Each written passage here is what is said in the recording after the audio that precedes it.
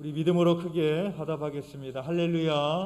아멘. 오늘도 하나님을 열애함으로 예배하시는 여러분들을 사랑하고 축복합니다. 오늘 저희 교회를 처음 방문하신 분들 또 환영하고 축복합니다. 여러분들도 아시겠지만 지난 여름에 우리나라가 사상 최대의 폭우를 피해를 입게 되었습니다. 저희 지방에도 특별히 2개의 교회가 큰 피해를 입었었습니다. 제가 사진을 좀 준비했는데 저 교회는 우리 지방의 축복교회입니다. 저것도 물이 어느 정도 빠진 상태이고 처음의 모습은 저 계단까지 차 있었습니다. 그러니까 저 교회에 들어가려면 잠수해서 들어가야 되는 거죠. 저렇게 물이 차 있었고, 두 번째 사진 보여주시면 저희 지방의 참빛교회입니다. 그 앞에 담임 목사님이 우산 들고 있으시고 무릎까지 저렇게 차 있었던 그런 상황이었고요. 그 다음 사진 보여주시면 참빛교회 내부의 모습입니다. 저렇게 물이 교회 안에 들어왔었습니다. 그래서 그 다음 사진 보여주시면 그래서 저희 지방교회 교육자분들과 지방의 여선교회분들 또 많은 분들이 또 교회를 수혜를 복구하기 위해서 많이 동참해 주셨습니다. 그래서 어떤 목사님은 자기 돈으로 모든 장비를 구입하셔서 봉사해 주셨어요. 마치 수산시장에서 일하시는 분처럼 고무장화와 이 앞치마와 마스크로 무장을 하고 오셔서 아침 일찍부터 오후 늦게까지 하루로 끝나지 않고 며칠 동안 물을 퍼내고, 아까 보셨던 것처럼 축복교회 같은 경우는 물이 다 찬 겁니다. 그러니까 거기에 젖은 거를 다 빼내야 되니까 천정에 있는 그 벽도 다 쳐서 빼내고 다 모든 것을 빼냈으니 얼마나 힘들고 어려운 순간이었겠습니까? 그러나 어떤 사모님은 계란을 삶아서 와서 가져다 주시고 또 과일을 가져다 주시는 분들도 있고 또 식사를 대접해 주시는 분들도 있고 그렇게 즐거운 마음으로 복구 작업을 했습니다.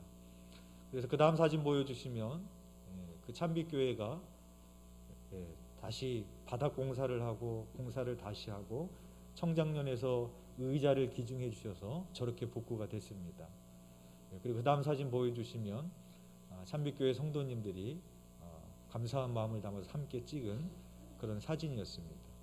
저 바닥을 이렇게 하얗게 새로 리모델링을 했는데 너무 깨끗하다 보니까 성도님들이 신발 신고 들어와도 되냐고 그럴 정도로 너무 깨끗해서 좋아하시더랍니다. 그래서 전에는 누구를 전도해서 데리고 오려면 지하교회이고 개척교회니까 좀 머뭇거리는 면도 있었는데 교회가 저렇게 이뻐지고 나서 이제는 너무 오히려 자부심이 생겼다라고 그런 말씀을 하는 것을 제가 듣게 되었습니다.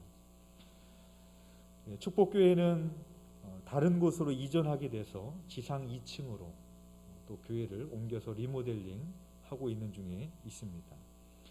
교회가 수해로 피해를 입었을 때 저렇게 자원해서 나서서 도와주시는 분들이 없으셨다면 저렇게 복귀가 되는 것은 불가능한 일이었을 것입니다. 여러분, 미국의 9.11 사태를 다 아실 겁니다. 얼마나 많은 사람들이 죽었습니까? 모든 것이 폐허가 되고 미국 사람들이 경험했을 정신적인 충격이라는 것은 상상할 수 없을 정도의 충격이었을 것입니다. 그런데 그들은 극복해냈습니다. 어떻게 극복할 수 있었을까? 그 중에 중요한 한 가지는 수많은 사람들이 발런티어로 자원해서 나섰다는 것입니다. 피해자를 찾아내고 그것을 복구하고 또 아픈 사람들의 마음을 다듬는 그 일에 수많은 사람들이 발런티어로 그렇게 나섰습니다. 그래서 그 당시에 미국에 계셨던 목사님들이 주로 어떤 일을 하셨는가 하면 이 정신적 트라우마를 겪는 사람들이 굉장히 많았다고 합니다. 그 일로 인해서. 그런 사람들을 다 무료로 상담해주는 그런 일을 하셨습니다. 어떤 나라를 진정한 선진국이라고 말하는가? GNP가 3만 불이 넘어가고 4만 불이 넘어가고 5만 불이 넘어가면 선진국인가? 그렇지 않습니다. 진정한 선진국이란 무엇인가? 바로 발런티어 정신이 있는 나라가 진정한 선진국입니다. 교회도 마찬가지입니다. 교회는 자원하는 심령들을 통하여서 헌신하는 자들을 통하여서 세워지는 겁니다. 칭찬하는 이야기니까 제가 실명을 드려서 말씀을 드려도 괜찮을 것 같습니다. 박지은 자매가 하나님의 품으로 떠나가게 된 이후에 예배 반주에 공백이 갑자기 생겼습니다. 이거를 어떻게 메워야 하나 고민이 되었고, 그러던 중에 제가 이명욱 지사님에게 부탁을 드렸습니다. 그때 이명욱 지사님께서 여러 가지 사정이 있으셔서 거절을 하셨습니다. 근데 시간이 지금 조금 흐른 후에 어느 날 보니까 저한테 어떤 말씀도 없이 새벽 예배를 반주를 시작하시더라고요. 그렇게 올 한 해 거의 1년 동안 거의 빠지는 날 없이 새벽에 오셔서 반주로 헌신해 주고 계십니다. 제가 새벽 예배를 드리러 올 때마다 그 이명욱 지사님의 모습을 보면서 참 감동이 되고 은혜를 받습니다. 아마 저만 그런 건 아니겠죠. 그 모습을 보는 다른 성도님들도 그렇게 은혜를 받고 도전을 받으리라고 생각되어집니다. 이렇게 한 사람의 헌신이 그 공동체의 영적 분위기를 완전히 바꾸어 놓을 수 있는 겁니다. 지난번 창립기념주일 부흥성에 강사로 오셨던 최용규 감독님이 부흥의 둘째 날 분이엘 성가대가 서 있는 것을 보면서 대번에 알아차리시더라고요. 어제는 할렐루야하고 오늘은 분이엘인데 그분이라고. 성가대 이름만 바뀌었지 옷만 바뀌었지 서 있는 사람은 똑같다라고 대번에 알아보시더라고요. 심지어는 제가 보니까 할렐루야, 분이엘, 헵시바 3일 연장 서시는 분들도 계시더라고요. 제가 좀 마음이 안타까웠어요. 제가 요즘에 양치를 할 때 왼손으로 합니다. 제가 원래 오른손잡이인데 하루는 오른손 팔목이 시큰거리고 좀 아프더라고요.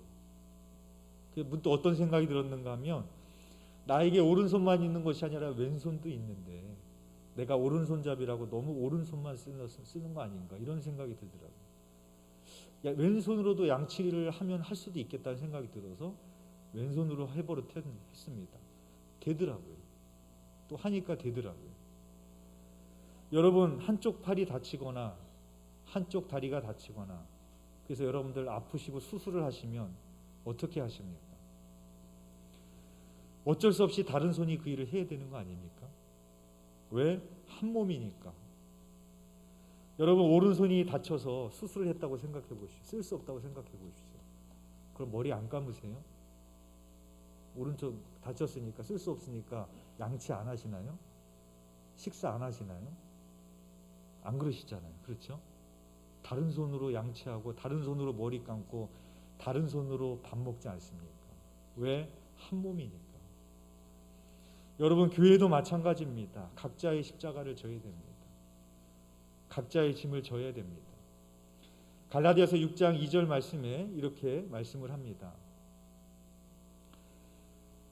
너희가 짐을 서로 지라 그리하여 그리스도의 법을 성취하라 라고 말씀합니다. 갈라디아서 6장 5절에도 각각 자기의 짐을 질 것이라 라고 말하고 있습니다. 에베소서 4장 11절에서 12절에도 이렇게 말씀합니다. 그가 어떤 사람은 사도로 어떤 사람은 선지자로 어떤 사람은 복음 전하는 자로 어떤 사람은 목사와 교사로 삼으셨으니 이는 성도를 온전하게 하여 봉사의 일을 하게 하며 그리스도의 몸을 세우려 하심이라 라고 말씀하고 있습니다. 여기서 우리에게 주의 일을 맡기신 이유는 뭐냐? 이는 성도를 온전하게 하여 라고 말하고 있습니다. 우리가 주의 일에 애쓰고 헌신하는 것이 오히려 우리를 온전하게 해주신다는 것입니다. 그래서 봉사의 일을 하며 그리스도의 몸을 세우려 하심이라 라고 말하고 있습니다. 우리 모두가 자기에게 주신 직분대로 은사대로 우리가 자원하는 심령으로 헌신할 때 교회가 세워질 수 있음을 성경이 우리들에게 증언하고 있는 것입니다. 오늘 본문의 내용은 예수님께서 예루살렘에 입성하시기 전에 여리고에 이르렀을 때 거지 맹인 바디메오를 고쳐주신 이적의 이야기가 나옵니다. 이 이야기가 우리에게 주고자 하는 메시지는 무엇일까요? 그 본문 안에서도 그 메시지를 찾을 수도 있겠지만 오늘은 이 마가복음 10장에 나오는 또 다른 두 개의 이야기와 연관시켜서 그 메시지를 찾아보고자 합니다. 첫 번째는 마가복음 10장 17절에서 22절에 나오는 재물이 많은 사람의 이야기입니다. 재물이 많은 사람의 이야기와 거지 소경 바디메오의 이야기와 공통점이 있습니다. 첫 번째 공통점은 예수님께서 길을 가고 있는 중에 나아왔다라는 것입니다. 마가복음 10장 17절의 말씀입니다. 예수께서 길에 나가실새 한 사람이 달려와서 꿇어 앉아 묻자오되 선한 선생님이여 내가 무엇을 하여야 영생을 얻으리이까. 또 마가복음 10장 46절에도 이렇게 말씀합니다. 그들이 여리고에 이르렀더니 예수께서 제자들과 허다한 무리와 함께 여리고에서 나가실 때에 디메오의 아들인 맹인 거지 바디메오가 길가에 앉았다가 라고 말하고 있습니다. 재물이 많은 사람과 거지 소경 바디메오는 예수님께서 길을 가고 있는 중에 나아왔습니다. 이 두 이야기에 또 두 번째 공통점이 있습니다. 그들은 모두 자기의 소원을 구했다라는 겁니다. 마가복음 10장 17절 말씀입니다. 예수께서 길에 나가실새 한 사람이 달려와서 꿇어 앉아 묻자오되 선한 선생님이여 내가 무엇을 하여야 영생을 얻으리이까. 재물이 많았던 사람은 예수님께 나와서 영생을 구했습니다. 마가복음 10장 51절의 말씀입니다. 예수께서 말씀하여 이르시되 내게 무엇을 하여 주기를 원하느냐. 맹인이 이르되 선생님이여 보기를 원하나이다. 맹인 바디메오는 예수님께 보기를 원한다고 구했습니다. 재물이 많은 사람도 거지 맹인 바디메오도 각각 자기의 소원을 구했습니다. 그런데 두 이야기에 차이점이 있습니다. 그것은 예수님의 말씀을 들은 이후에 그들의 반응이 극명하게 달라졌다라는 겁니다. 예수님께서는 재물이 많은 사람에게 내 소유를 팔아 가난한 자들에게 나눠주고 나를 따르라 라고 말씀하십니다. 그러나 재물이 많은 사람은 예수님의 말씀을 들은 이후에 근심하며 떠나갔습니다. 그러나 고침을 받았던 바디메오는 고침을 받은 이후에 즉각적으로 예수님을 따라갔습니다. 마가복음 10장 52절의 말씀입니다. 예수께서 이르시되 가라 내 믿음이 너를 구원하였느니라 하시니 그가 곧 보게 되어 예수를 길에서 따르니라. 재물이 많은 사람은 나를 따르라 했는데도 따르지 않았습니다. 그러나 이 맹인 바디메오는 예수님이 따르라는 말을 하지 않았습니다. 가라 내 믿음이 너를 구원했다 했음에도 불구하고 바디메오는 예수님을 따랐다라고 성경이 기록하고 있습니다. 왜 재물이 많은 사람은 근심하며 예수님을 떠나가게 됐을까? 그 이유에 대해서 예수님이 이렇게 말씀하셨습니다. 마가복음 10장 23절에서 25절의 말씀입니다.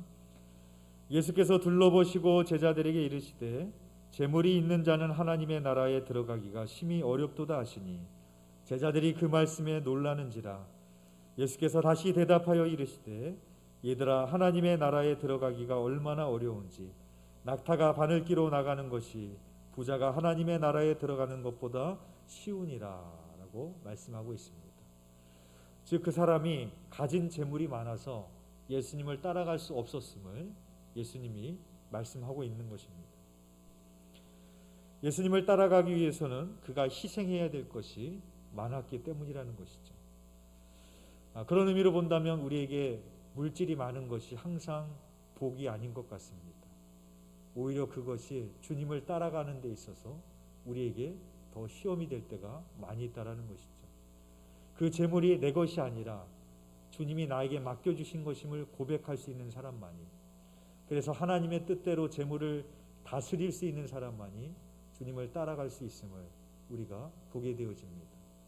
바라긴 여러분들이 재물의 노예가 되는 것이 아니라 재물을 다스리고 관리하고 하나님의 통로로, 축복의 통로로 사용하실 수 있는 여러분이 되시기를 주님의 이름으로 축복합니다.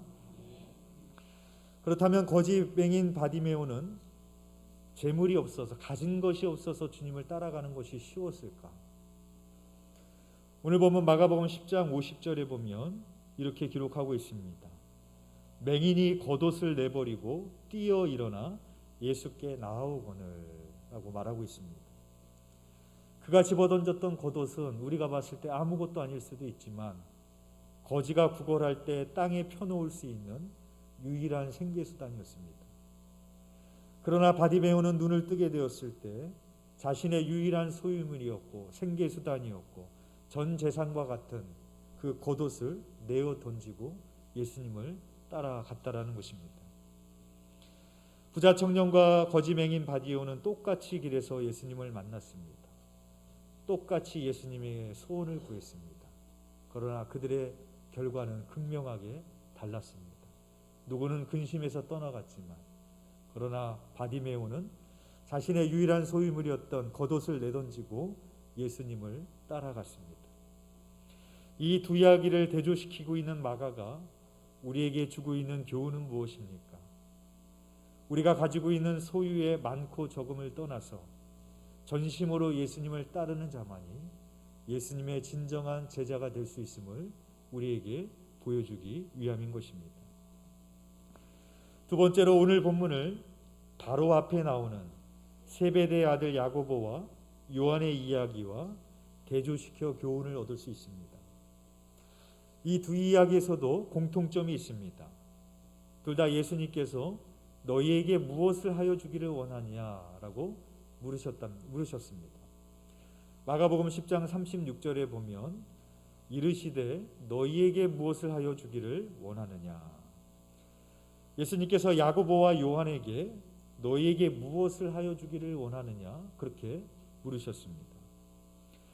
마가복음 10장 51절에도 예수님께서 말씀하여 이르시되 내게 무엇을 하여 주기를 원하느냐. 예수님께서 거지 맹인 바디메오에게도 거의 똑같은 질문으로 내게 무엇을 하여 주기를 원하느냐 그렇게 물었습니다. 예수님의 질문은 거의 똑같았지만 그들의 대답은 극명하게 달랐습니다. 세베대의 아들 야고보와 요한은 이렇게 대답했습니다. 마가복음 10장 37절의 말씀입니다. 여짜오되 주의 영광 중에서 우리를 하나는 주의 우편에 하나는 좌편에 앉게 하여 주옵소서. 세베대의 아들 야고보와 요한은 영광의 자리, 특별한 지위, 특권을 구했습니다. 그러나 바디메오는 예수님의 질문에 이렇게 대답합니다. 마가복음 10장 51절의 말씀입니다. 예수께서 말씀하여 이르시되 내게 무엇을 하여 주기를 원하느냐. 맹인이 이르되 선생님이여 보기를 원하나이다. 바디메오는 예수님의 질문에 자신의 시력, 비전을 얻기 원한다라고 대답을 했습니다. 영광의 자리와 특권을 구했던 야고보와 요한에게 예수님이 이렇게 말씀하십니다. 마가복음 10장 38절의 말씀입니다. 예수께서 이르시되 너희는 너희가 구하는 것을 알지 못하는도다. 내가 마시는 것을 너희가 마실 수 있으며 내가 받는 세례를 너희가 받을 수 있느냐라고 대답하십니다. 예수님께서는 야고보와 요한이 구하고 있는 영광의 자리는 주시지 않습니다. 그러면서 너희가 구하는 것을 너희가 알지 못한다 그렇게 말씀하십니다. 그러나 거지 맹인 바디메오에게는 그가 구했던 눈을 뜨게 하여 주시고 세상에 대한 시력과 비전을 갖게 하여 주시는 것을 보게 되어집니다. 이 두 이야기를 대조시키고 있는 마가가 우리에게 주고 있는 교훈은 무엇일까요? 평행본문인 마태복음 20장에 보면은 거지 맹인 바디메오가 나오는 것이 아니라 맹인 두 사람으로 이 이야기를 소개하고 있습니다. 마태복음 20장 29절에서 30절의 말씀입니다. 그들이 여리고로 떠나갈 때 큰 무리가 예수를 따르더라. 맹인 두 사람이 길가에 앉았다가 예수께서 지나가신다 함을 듣고 소리질러 이르되 주여 우리를 불쌍히 여기소서 다윗의 자손이여 하니. 사복음서 중에서 마가복음을 원복음이라고 부릅니다. 왜 그런가 하면 마가복음이 가장 먼저 쓰여진 복음서이기 때문에 그렇습니다. 근데 이 마가복음 이후에 쓰여졌던 마태복음에서는 그 마가복음의 내용을 바디메오라고 기록하지 않고 맹인 두 사람이라고 기록하고 있다는 것을 우리는 주목해 볼 필요가 있습니다. 왜 그랬을까? 마태는 세베대의 아들 야고보와 요한의 이야기와 그 뒤에 나오는 이야기를 맹인 두 사람으로 연결시키고 있습니다. 이것이 우리들에게 무엇을 말하기 위함입니까? 즉 영광의 자리에 눈이 멀어서 주의 오른쪽의 자리와 왼쪽의 자리를 구하고 있던 그 바로 야고보와 요한이 영적 소경임을 그 뒤에 나오는 이야기와 연결시켜서 우리에게 말해주기 위함인 것입니다. 육체의 시력은 갖고 있지만 영적으로는 눈이 가려져서 영광의 자리와 특권을 구하고 있는 세베대의 아들 야고보와 요한의 모습과 비록 육체적으로는 보지 못하는 맹인이었지만 그의 시력이 회복되었을 때 영적인 눈이 열려서 예수님을 즉각적으로 따라가고 있는 바디메오의 모습을 대조시키고 있는 것입니다. 즉 바디메오가 눈을 뜨게 되어 보게 된 사건은 단순히 육체적인 시력만 회복한 것이 아니라 그의 영적인 시력과 비전을 회복한 사건임을 우리들에게 교훈해 주고 있는 것입니다. 그래서 오늘 본문의 마지막은 거지 맹인 바디메오가 시력을 회복해서 예수님을 따르니라 라는 말로 끝나고 있습니다. 그리고 이어서 나오는 마가복음 11장에서는 예수님께서 예루살렘에 입성하시는 내용을 다루고 있습니다. 이것이 우리들에게 무엇을 또 말해주고 있습니까? 암묵적으로 거지 맹인 바디메오는 시력을 회복하는 이후에 예수님을 따르되 그 순환의 장소인 예루살렘까지 따라갔다라는 것을 우리들에게 보여주고 있는 것입니다. 오직 십자가에서만이 예수님의 참다운 정체를 발견할 수 있는 것처럼 우리가 주님의 진정한 제자가 된다라는 것으로 자기를 부인하고 자기 십자가를 따라갈 때 우리가 주님의 참된 제자임을 그 정체성이 드러나게 되어지는 것입니다. 가이사랴 빌립보에서 예수님을 하나님의 아들로 고백하였던 베드로가 예수님께서 십자가에서 죽으실 것에 대해서 말씀하시니까 예수님을 가로막고 항변했습니다. 그 베드로를 향해서 제자들을 향해서 예수님은 이렇게 말씀하십니다. 누구든지 나를 따라오려거든 자기를 부인하고 자기 십자가를 지고 나를 따를 것이니라 라고 말씀하십니다. 여러분 비행기의 날개는 대단히 무겁습니다. 그런데 비행기가 날개가 무겁다고 떼어내면 날아오를 수 있을까요? 불가능합니다. 우리들도 마찬가지입니다. 자기 십자가를 지고 주님을 따르는 것은 고된 일입니다. 험난한 길일 것입니다. 어려운 길일 것입니다. 때로는 많은 것을 포기해야 되는 길일 것입니다. 그러나 우리가 진정한 제자의 길을 건다는 것은 그 십자가가 무거울지라도 어려울지라도 내가 그것을 지고 따라갈 때 주님으로 말미암아 우리가 주와 함께 날아오른 인생이 되어지고 참으로 진정한 참된 제자의 길을 걸어갈 수 있음을 우리는 깨달아야 될 것입니다. 어제 장로님들과 함께 비전회의로 김천에 있는 구국기도원에 다녀왔습니다. 제가 사진을 좀 찍어 왔는데 한번 첫 번째 거 보여주시면 저 구국기도원은 저 산 위에 구국기도 재단을 만들어 놨어요. 과거에 나라를 위해서 기도하기 위해서 저 산을 올라갔던 사람들의 사진의 모습입니다. 저희도 저 길을 따라서 올라가 봤습니다. 두 번째 사진 보여주시면 저기가 바로 나라를 위해서 기도하는 구국 재단의 그런 모습입니다. 다음 사진 보여주시면 옆에서 본 모습이고 그날도 저기서 나라를 위해서 기도하시는 그런 분들이 계셨습니다. 재단은 하나지만 저기서만 기도하는 것이 아니라 산 여기저기서 주여 주여 하는 소리가 들리고 있었습니다. 그 다음 사진 보여주시면 저기는 기도하기 내 시간이 되기 전에 30분 전에 와서 기도로 준비하는 장소입니다. 저기에도 어떤 한 여자분이 와서 기도로 준비하고 있는 것을 제가 보게 되었습니다. 여러분 저거는 뭐냐면은 이 구국기도원이 1963년부터 지금까지 나라를 위해서 24시간 기도한 것이 한 번도 끊긴 적이 없습니다. 그러니까 내년이면 나라를 위해서 기도한 것이 24시간 60년 동안 끊이지 않고 기도하고 있는 겁니다. 제가 가보니까 거기 조그만 차가 있었어요. 그러니까 어떤 분이 어디서 왔는지 모르겠지만, 서울에서 왔는지 부산에서 왔는지 모르겠지만 나라를 위해서 기도하겠다고 저 산 위에 올라가서 차를 운전하고 와서 기도하고 있는 겁니다. 근데 여러분, 그 산꼭대기 위에 올라가서 아무도 보지 않는 그곳에서 나라를 위해서 기도한다고 누가 알아주나요? 누가 대단하다고 뭐 표창이라도 해주겠어요? 그러나 오늘날 우리나라가 이렇게 하나님께 많은 복을 받고 든든히 세워질 수 있었던 것은 무엇이겠습니까?